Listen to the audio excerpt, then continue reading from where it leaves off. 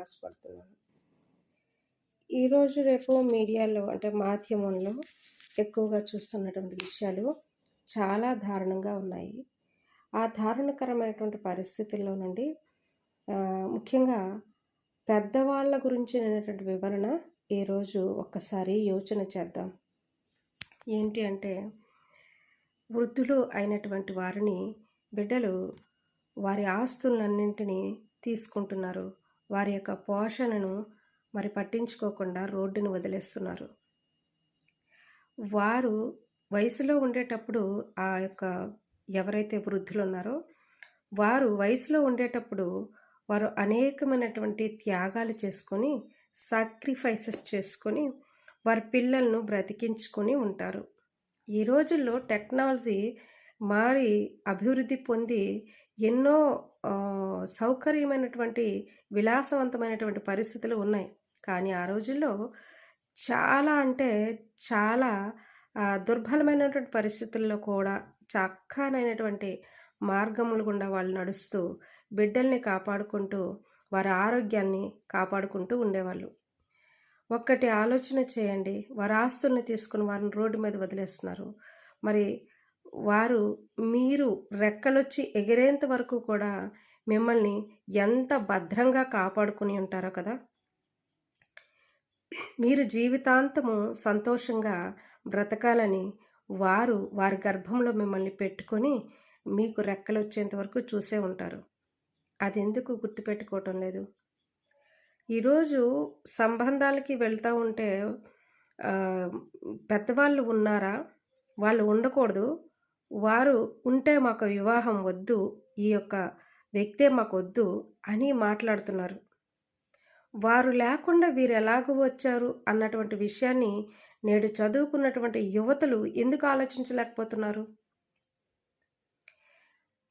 నీ తల్లి, నీ తండ్రి అయితే ఎలాగూ మరి పెద్దల సంరక్షణలో వారి యొక్క జీవితము కొనసాగించబడిందో ఆ జీవితము నీకు కూడా కావాలని నీ తల్లి, నీ తండ్రి నీకెందుకు బోధించలేకపోయారు? ఒకవేళ బోధిస్తే అది నీవెందుకు గ్రహించలేకపోయావు? నీవు నేర్చుకున్నటువంటి చదువు నీకెందుకు సంస్కారం నేర్పించలేకపోయింది? ఇదంతా కూడా యువత ఆలోచించాలి. ఒక్క ఆడవాళ్లే కాదు, మగవాళ్ళు కూడా. ఎందుకు అనంటే కొంతమందికి తల్లి చేదు, కొంతమందికి తండ్రి చేదు. ఎప్పుడైనా సరే మన భారతదేశంలో ఒక స్త్రీ కోరుకునేది ఏంటంటే పుణ్య స్త్రీగా పోవాలి అని అంటారు. ఎందుకు అంటే ఆవిడ చూసుకునేది ఏంటి? ఆవిడ స్వార్థమే. ఏంటది? పువ్వు, గాజు, బొట్టు అన్నీ ఉండాలి, దాంతోనే పోవాలి అని అనుకుంటుంది. కాదు, భార్య చనిపోతే ఆ భర్త ఒంటరివాడైపోతాడు. ఈరోజు ఆడది ఉంది అని అంటే మగవాడు ధైర్యంగా బ్రతికేస్తాడు. ఏజ్లో తారతమ్యత ఎందుకు పెట్టాడో దేవుడు తెలుసా? బిబ్లికల్గా చూసుకున్నట్లయితే ఫస్ట్ దేవుడు ఆదాముని తన పోలికలో తన స్వరూపంలో చేసుకున్నారు. 2 జన్మలుగా ఆయన ఆ యొక్క వ్యక్తిని చేశారు. ఒక ఆడదానుగాను, ఒక స్త్రీనిగాను, అంటే స్త్రీనిగాను పురుషునిగాను చేశారు. అంటే ఆ యొక్క ఆదాముని సృజించినప్పుడే స్త్రీ ఆయనలో నుండి రావాలి అన్నటువంటి దృక్పథము దేవునికి ఉంది. అది పెట్టే ఉంచారు. తర్వాత ఆ స్త్రీని తీసి ఆ పక్కటెముక నుంచి స్త్రీని చేసి ఆ స్త్రీని చేయటానికి ఆయన ఆలోచన చేసుకుంటూ పెట్టారనమాట, చేశారు. ఆ రోజు నుంచి కూడా ఆయనకి సహకారిగా మారింది ఆమె. ఏ వయసులో చేయబడ్డారు ఇదంతా కొంత మర్మం, మనం అది ఛేదించకూడదు. కానీ సహకారిగా మారింది.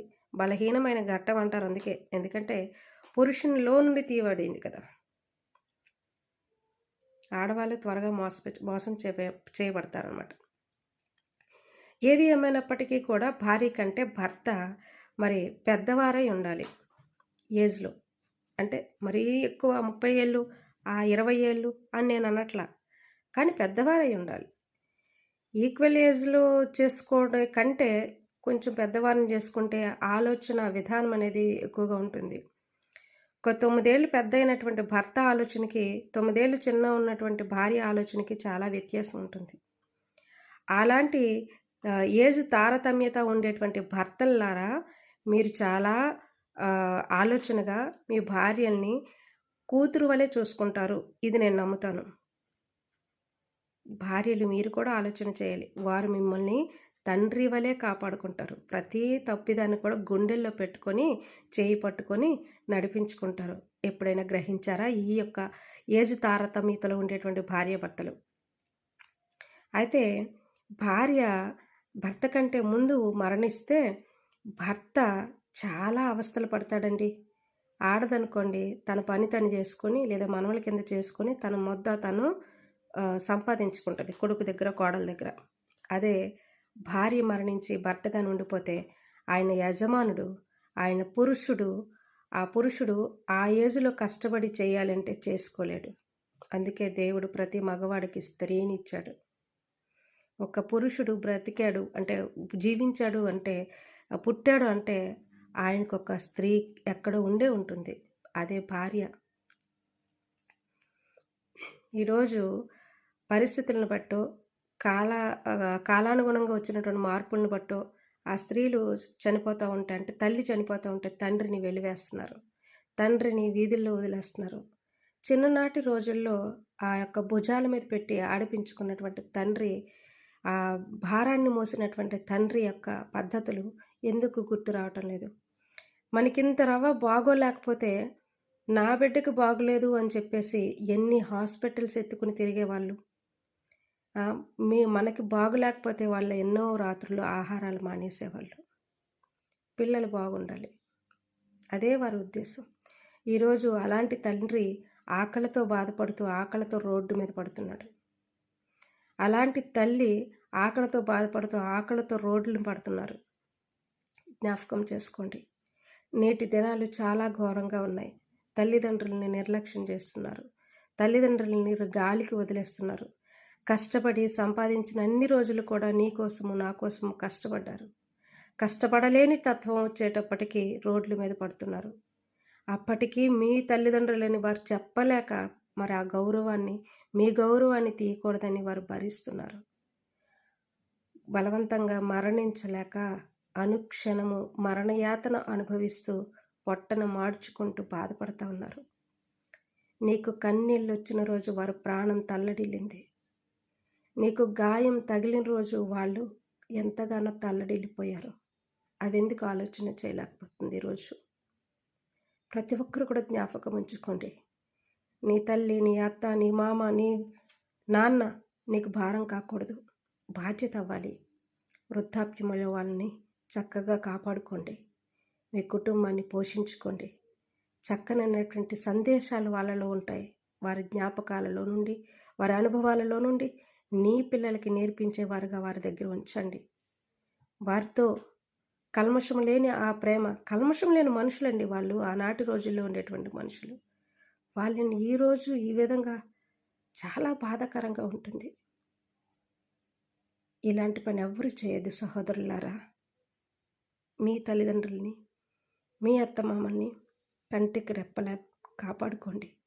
మహా అయితే 60 ఏళ్ళ వరకు సమస్తము వారికి గుర్తుంటుంది. 60 ఏళ్ల తర్వాత అన్నీ మర్చిపోయి పసిపిల్లల్లా మారిపోతారు. వారికి ఇంకేమీ గుర్తుండదు. దేవుడు మొత్తం తీసేస్తాడు. మీరు పెట్టిన ఆహారం కూడా తినాలని జ్ఞానం వారికి ఉండదు. ఒక్కసారి ఆలోచన చేసుకోండి. 6 ఏళ్ల ముందు మీ జీవితము, 60 ఏళ్ల తర్వాత మీ తల్లిదండ్రుల జీవితం మీ చేతుల్లో ఉన్నాయి. గుర్తు చేసుకోండి. మారుతారని ఆశిస్తున్నాను. Thank you.